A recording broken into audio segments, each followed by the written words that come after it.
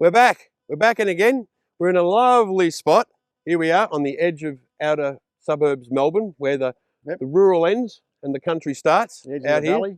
We are. Yep. Now today we're going to be talking about tracks. What our favourite tracks are. Yep. Whether they be hard tracks. Yep. Touring tracks. Yep. Islands. Yep. The island experience. And we've all been there. Obviously, over the last decade, we've been all over the country. Correct. We've done some of the worst tracks. Correct. I think that have been named. Some of the scariest. And then there's others that you certainly wouldn't take this thing on. No, that's you wouldn't take the new 300 on. You want to, more your touring stuff. There's a fine line between the capability of a vehicle that can do certain track and the comfort involved in that vehicle taking you somewhere that's, essentially a journey that takes 2 or 3 days, if not weeks. And there's also tracks that I would love to do. And some of them would actually be overseas. I reckon New Zealand would have some absolute amazing tracks. Oh, here we go. His Lordship, Cameraman Craig's Rod and Studog's coffee. I know, my favourite all-time track. I would have to say I have two. I already know what you're going to say, but anyway, come on. One of them is what I call a short track. Yep. A track that doesn't go for very long, but it's a hell of a track. Another one is probably the ultimate experience, as far as I'm concerned. Short track, which is a slogging track, but the views are absolutely king of the hill. I don't think I've ever seen a view anywhere in Australia exactly the same, and that would be the Mount Cumberland track in Tasmania. Yep. You come out, I can't remember the ports, off the west coast of Tasmania. Yep. And you come out and you go up this track, and it's got switchbacks, it's on the edge, the whole lot. And when you come out, you were literally on the top of the mountain. You're on top of the world down there. And as you know, the west coast Tasmanian views are just second to none pretty well around everywhere. Yeah, when it's not raining, that's amazing. There is. Then we've got our long track, which is our epic tracks. Not so hard in as way as I've seen many people do it over the years. And that would be what I call the Umbulgari track up in the Kimberley, but it is actually known as the Carsen's River track. Now that's a track, last time I did that, I obviously damaged my 79 pretty bad, but that was like 8 days. 8 days of driving. But from me, I come from a place where I got all these mountains, Victorian high country mountain trees. Yep. You go up there and the view is just totally different. It's more sparse, yep. A lot drier. You can't go in the wet season up there. Yep. Everything's flooded, the tracks are impassable. So you've only got to go in the dry of the season when all the grass is already dead. The bamboo grass is 10 foot tall. Yep. But some great fishing spots. And that's my top two for difficult tracks. The most difficult track I did at the time, though I don't think it's that difficult now, because I think when you did it, it wasn't very difficult because it had been graded, but would have been the Stoney Creek track. Yes. Stoney Creek track in Cape York I did in my Triton in the early days. And that hadn't been driven for a number of years at the time. We had the whole smoking ceremony thing, and we drove on this track that was just washed out to buggery. It took days. I remember it was real hardcore, and it was. And I remember the change in the environment from going from the start of the track to the coast. Vastly through the rainforest areas, yep. through the sort of tundra type areas, and when you get deep into the guts of the rainforest and the trees are so like the root systems are huge because it was the dry season then, but obviously when it's wet, it's really deep. You know what I mean? It was amazing track. Yeah. I know of a few people that have been on that track, and I know a few that were on trip with you on that trip, and they all reckon that it's probably one of the most epic trips that they've ever been on. And I remember Ray driving around his buggy trying to find the track in the dark. Because you hadn't been driven on for so long that you lost the track. Yeah. I actually went back and did the same track probably 2 years later. Yep. But the local Aboriginal community had actually run a bulldozer through half of it. So it was for us, it was like a national freeway. The last half wasn't so bad, and it was still a nice track. And it was a beautiful spot. The best part about that is getting to the start of that track is also correct. It's just a great drive. It's a really nice drive, not difficult, but once you got there, it was difficult. But so that's on the way up to the Cape York, and it was only halfway up. That was just out of Cogan, is it? Cohen, just north of Cohen. It starts not far from the airport there. And what about touring track. Like, you know, oh no, not touring. We still Like I'd call that a scenic. long track. That was a hard. that That's was a long track. track. That took a few days. Yeah, there's no two ways about that. Do you have a short hard? Well, most short tracks are hard. That's why they're short. That's why they go there. Yeah, they got it. But I guess there's a lot of short tracks that don't really go anywhere. They're just there for the sake of driving the track. But I guess while I wouldn't consider it hard, it can be hard. You know, for some people, would be maybe Blue Rag. Blue Rag. I wouldn't say it's a hard track. I've never actually driven Blue Rag. It's got difficult sections, but it's not. You know, but you know, some people have put their car off the edge. Yeah, there has been a few. That has happened, and it does get graded when it gets too bad. When it is bad, it really can be quite challenging. And obviously, but the view, the scenic, brilliant. The scenic experience from doing that track is second to none. Really? I challenge anybody to show me anything better. Like it's like you're driving across, you know, the I don't know. The spine of the mountain. Yeah, you're basically driving across the spine of the mountain. It drops off on both sides. Yeah, it's just right up to the top. If you go down on the other side, down into there's like a little river down the very bottom. Yeah. Once you go past the summit of Blue Rag. Yep. Down on the other side, there's like a river and a little camp spot. That track is quite challenging. Like that's down there, and the whole area is actually full of tough tracks around here. Like you need to be double locked to get back up. Yeah. For all intensive purposes. I mean, we've done tracks, and they've done some of the worst I've ever seen. Are very short tracks, are like Powerline Tracks. Yeah. Some Powerline Tracks are there because they're frequently visited, and they're probably cut up a little bit more on that, and they can be quite challenging sometimes. Yeah, it's like Glasshouse Mountains. You know, it's like we've been there a few times. I've been there a couple of times, and while the tracks are very challenging, there's not really much at the end of them. But you've done, you've done Little Red. I've done Little Red. Yep. Little Red. I reckon that's an epic little track. That was hardcore. That was probably full on. That'd be up there with the hardest track I've ever done. Now that's up in the Glasshouse Mountains. Correct. And area of Queensland. That's obviously doing it in this, which has got 33-inch tyres. Like and it was still tough to do. Yeah. And good thing you got four coil springs on it. Yeah, but it's very heavy. You know, this is a touring vehicle. It's not designed to be doing that sort of... The little Hilux that we were talking about before would probably just scoot up a little hill like that. Not a problem at all. Make us look silly when these big lugs. It certainly wasn't built to do anything like that. But, you know, and it does obviously make it challenging. And you got to be careful because you can seriously break some stuff, you know? Like There's obviously a lot of tracks out there that we haven't been on. And these are for people that are really super experienced, with vehicles that are not only built to do the job, but they're also, willing to take the risk with the car. And you've got things like six stage. It's you're talking about Yowl. Yeah, in Yowl. Which is Monkey Gum. Near Monkey Gum, yeah. It is. Then you've got Big Red, up near Little Red. Now that's I've been at the top of that and looked down and gone, how does anybody get up that? But they do. If you've driven Big Red, you put in the comments why. Why would you look at that? Why would you stand at the bottom of that and drive it? I've stood at the top of it and looked down and that and gone, whoever's gone up Big Red is possibly the bravest. 6 stage isn't so bad, but that's a hard track. That's not a smooth track that you try and go up like Big Red. 6 stage, you've got to be really technical in trying to get over those steps. Commando, probably another one. Yeah, I did that. That wasn't, isn't that the one Shaun rolled his car I think that's the one Shaun went over on the top of that. I don't know how he did that. I didn't think it was that hard.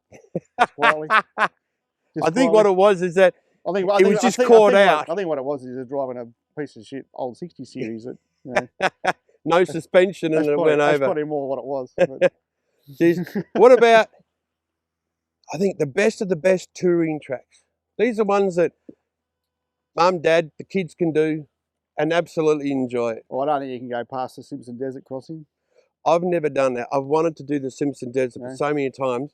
Not just that, but getting there and getting back. Well, yeah, because it's an epic trip to get to the start of it. It's a trip, but I don't think you can really go past because it's a genuine four-wheel drive experience. It's not hard. But you need to make sure your vehicle's up to scratch because it's a long drive there and it's a long drive back. Now, you've done that one more than once? Yeah, I've done it a couple of times. I've done it in my Triton, and I've done it in the patrol. Although the patrol, I did, what's the name of the river that goes down the, can't remember now. About that river. Put it in the comments below if you know the river that he's it's not talking really a about. river, there's no water in it. But the track that goes from the north down to the Simpson Desert and comes into Birdsville. I also believe that it all depends on, like, you can go, and that's the type of track that you can go on, go back 2 years later, and it looks completely different. That's right. And like the beauty about a track like that is, like, you know what I'm like. I mean, I'm all about the journey. Yeah. So much as the track. I'm like, so I drove up there, did the trip, took a few days to get there, and then coming back, I went to the three corners of all the states on the way back. Yeah. And then come down the dog fence part. There's a part of the dog fence you can drive along. Yeah. And then back into Broken Hill through the top of Silverton there. So yeah, to me, I love that experience and that there's outback remoteness as such. You know what I mean? I've been to a couple. Like, obviously, one that not many people know about. I know just north of Coober Pedy. You can go out there and you come out on the plateau. It's something like 16 kilometres north of Coober Pedy, and you go out. And when you come out to the edge, all of a sudden you're on the top. It looks like you're on the top of one of those tablelands. Oh, the pound. And it looks off, right? The pinnacles. Yeah, the pinnacles. And you look down onto all this, and you got the dog fence down there and everything. You can actually go down a part of that. You go along, you got these big giant pinnacles, and one's white, one's yellow, and one's orange. And they're right next to each other. And it's like, how can they be three different colours? You look at it. It's like, they're right next to each other. It's obviously a heavy opal area there. Probably the most common track, which I do like it, but the most common, obviously, is the trip to Cape York. Yep. And that would be, as you come out just north of Brandall Station, you'll go in and you'll do the track. What is the... Telegraph track. The telegraph track. Yep. And it follows the old telegraph. It's very iconic. You get a lot of people on there. Once again, that's seasonal because the rivers get too high. It's been done to death. And it's a great trip. It's worth doing. It is a great track. Like, it's one of those things where the average four-wheel drive can go quite successfully and do it. Yeah, and there are options. Good camping. There are options to do hard stuff and options to avoid the hard stuff. It is a very safe area. Which is what you want. It is. You know what I mean? And if you do make it up the very, very top and you do make it to the very, very tip, it's a bit of an accomplishment as well. Yeah. And we've done it. I'm not sure that it's something I'd want to do twice, but no, it's one of those things. Once you've done it, but I think the telegraph track, I've done that a couple of times now, and I enjoyed it. I've even done it backwards, like you do it in reverse and come back, and I've enjoyed that enough. I would actually do that again. That's one of those tracks that you would actually go back in. You might not necessarily go to the top, but if you're going to do it, if you're going to do it, don't drive to the Cape York and do the whole thing and then come back the same way. Come home through the Channel Country. There are many different ways of coming back. Like, go experience something different. Don't waste the trip. It's a huge place. We've done the run before from the tip back down. It's like a 12-hour trip. Like, it is a massive trip. It is a big place. Exactly. I'm always one for I think like my wife and I when we were teenagers, because we've known each other that long. We used to go on holiday. We'd like take our paychecks and we go, okay, we've got X amount of money. We jump in the old EH and we drive off. Spend half the money. Yeah.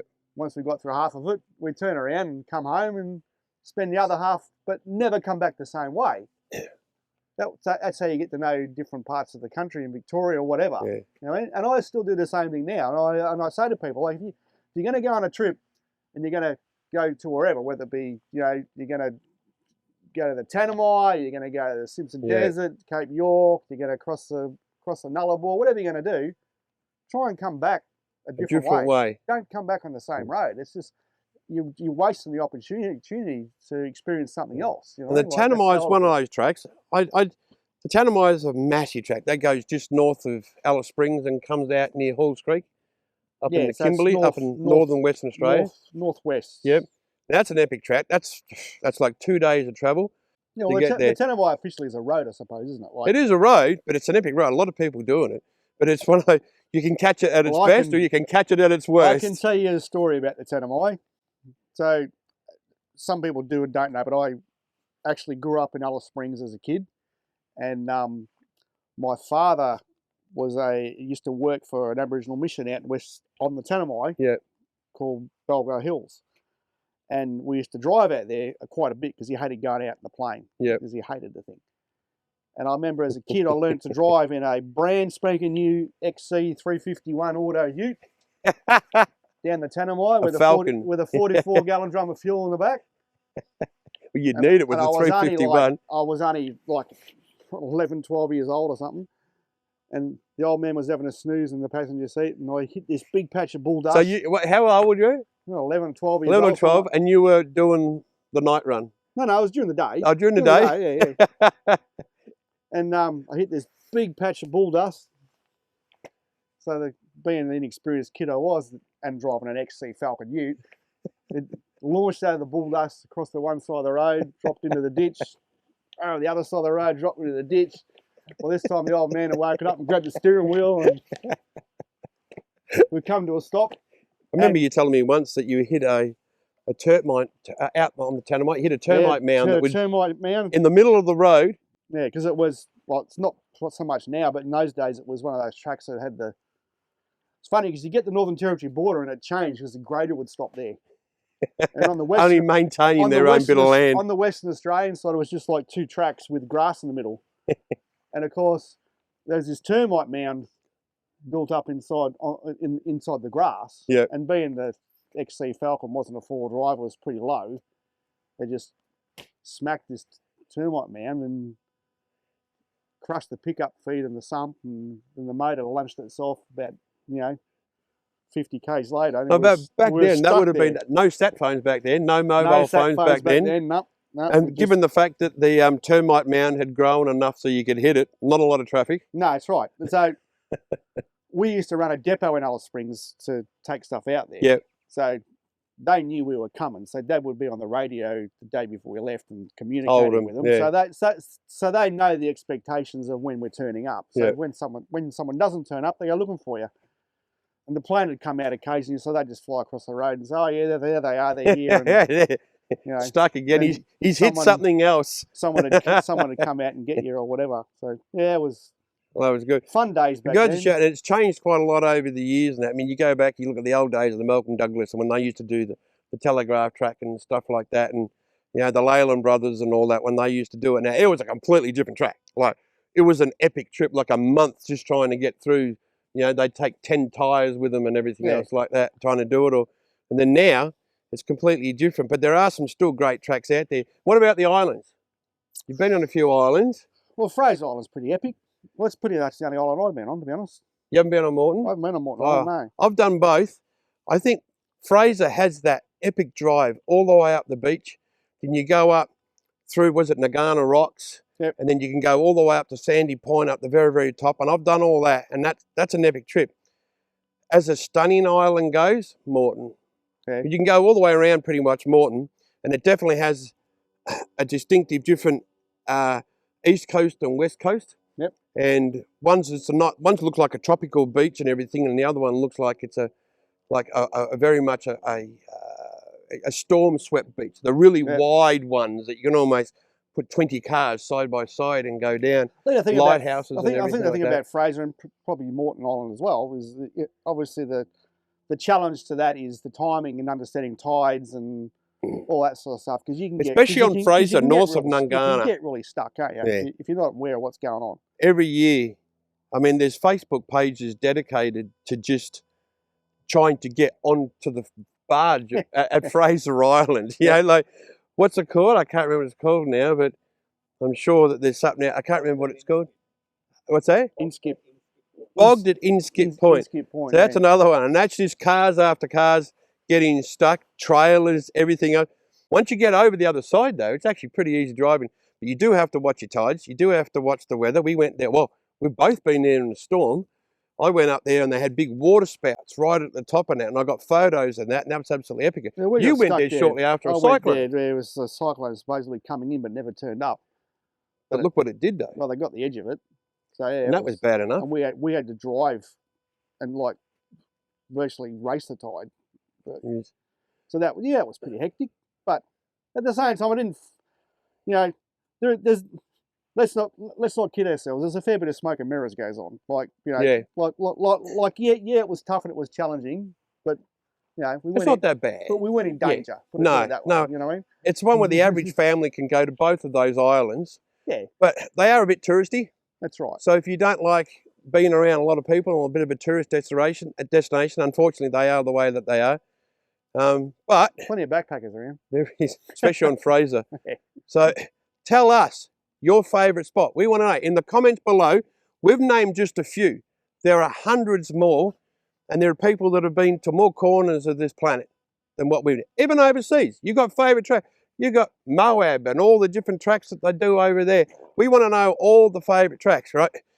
Or your favourite camping spots in amongst it. Not everybody does favourite destination even.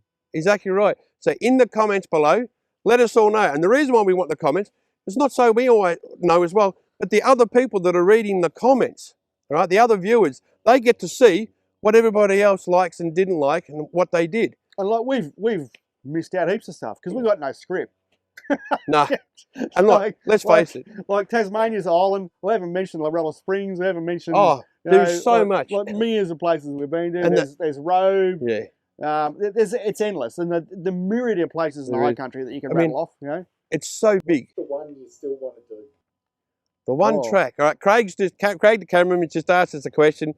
What's the one track? Well, for me, I've never done the Simpson Desert. That's easy. I've missed out on it. You can go do it So tomorrow. that's the one I want it. What's the one that you'd like to do? Hey? What's stopping you? Well, that's exactly right.